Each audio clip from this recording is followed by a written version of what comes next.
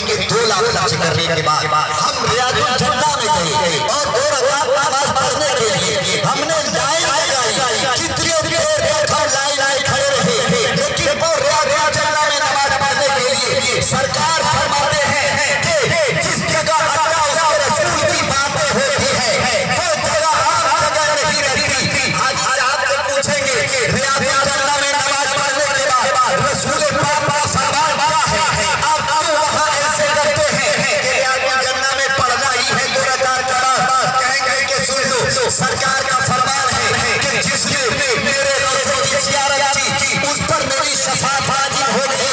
सरकार का फरमान है कि जिसने जन्नत की रियाजुल जन्नह में नमाज पढ़ी तो जन्नत की तैयारी में नमाज पढ़ ली और जिसने रियाजुल जन्नह में नमाज पढ़ा जो जन्नती है। और कोई फरमान है कि किस जगह उसके की बातें होती है वो जगह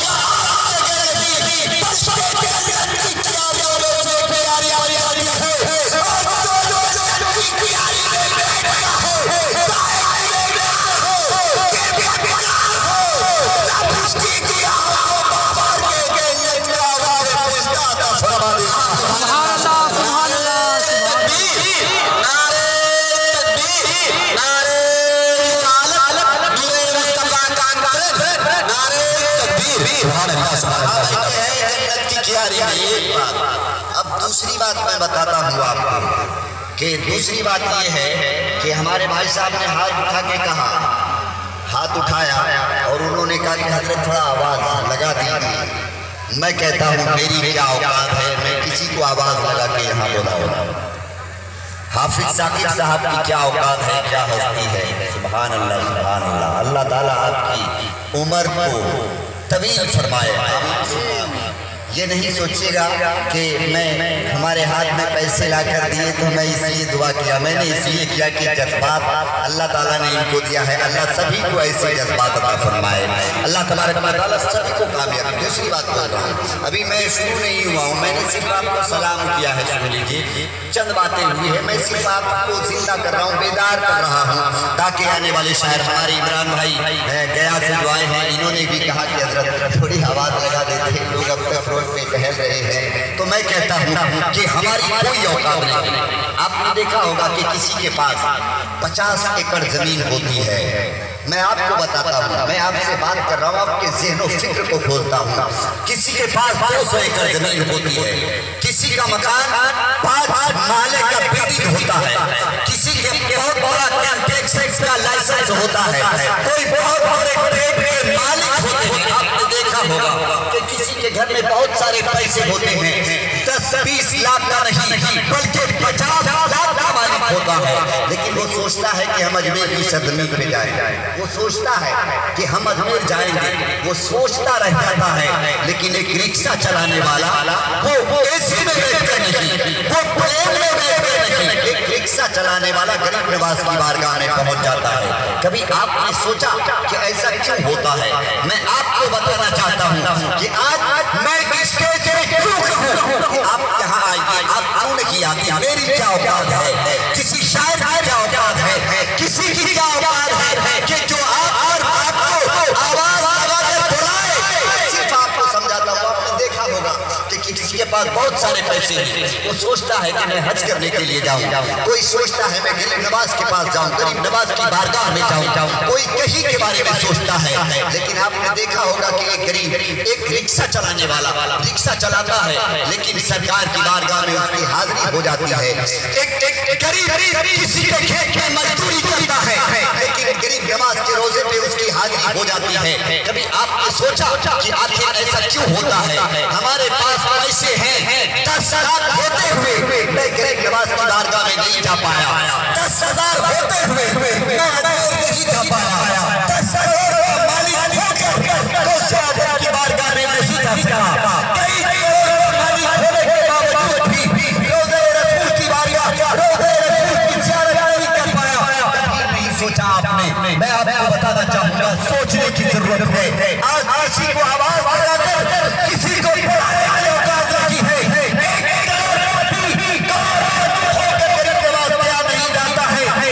गरीब पहुंच जाता है, आखिर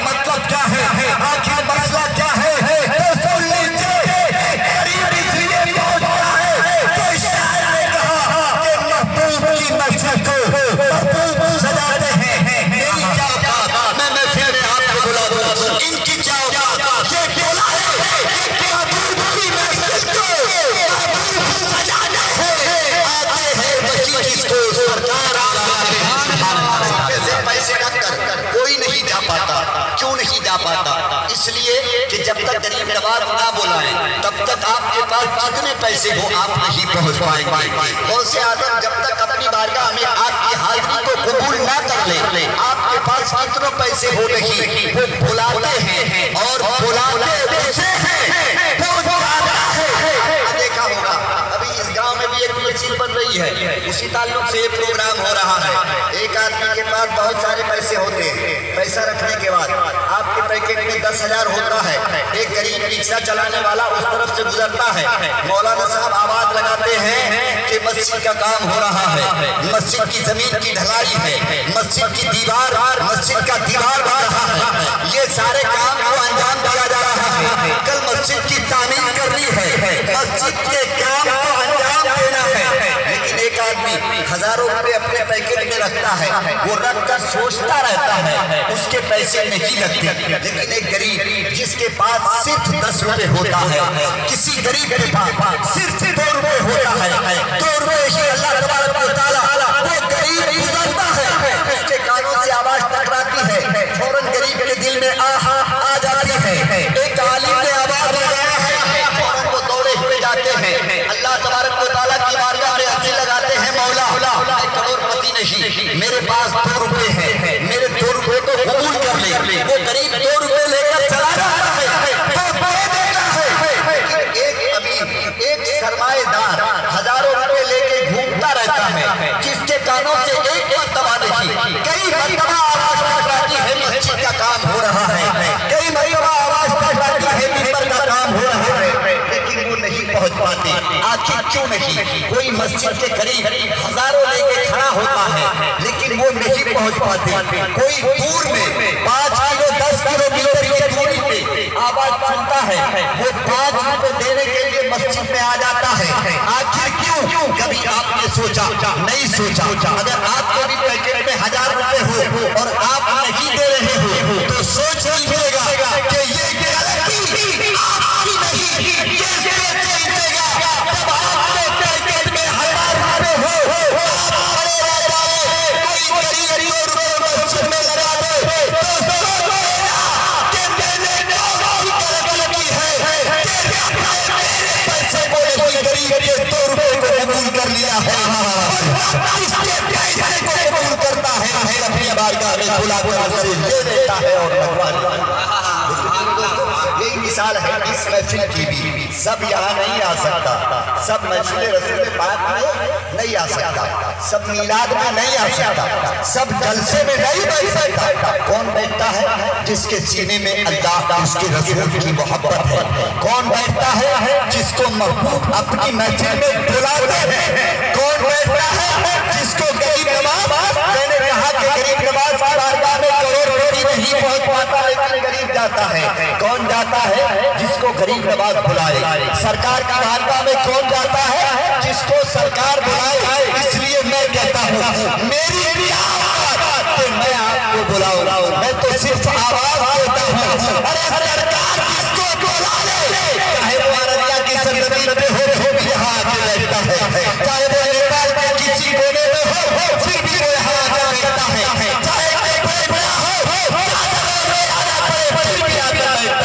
कि जवाब वो बैठ जाए तो समझ लो कि इसको सरकार ने बुलाया है। इंशाअल्लाह मैं आगे बढ़ूं, दुरूद पाक पढ़ अल्लाहुम्मा सल्ली अला हबीबना मौलाना मुहम्मद सल्लल्लाहु अलैहि वसल्लम सल्लु अलैहि सलातो व सलाम अलैका या रसूल अल्लाह या हबीब अल्लाह सल्लल्लाहु अलैहि वसल्लम। बोलिए, सुनना चाहिएगा। अरे सुनिएगा, हमारे चचा को देखिए वो सो रहे हैं। सुनेंगे आप लोग? सुनेंगे तो हाथ उठा के बोलिए एक बार। अच्छा, ये हाथ कभी भी बोलिए तो अपने हाथ को उठा कर है ना। देखिए भाई, कहीं शॉर्ट लग रहा है, समझ रहे हैं आप जो ऑपरेटर हैं।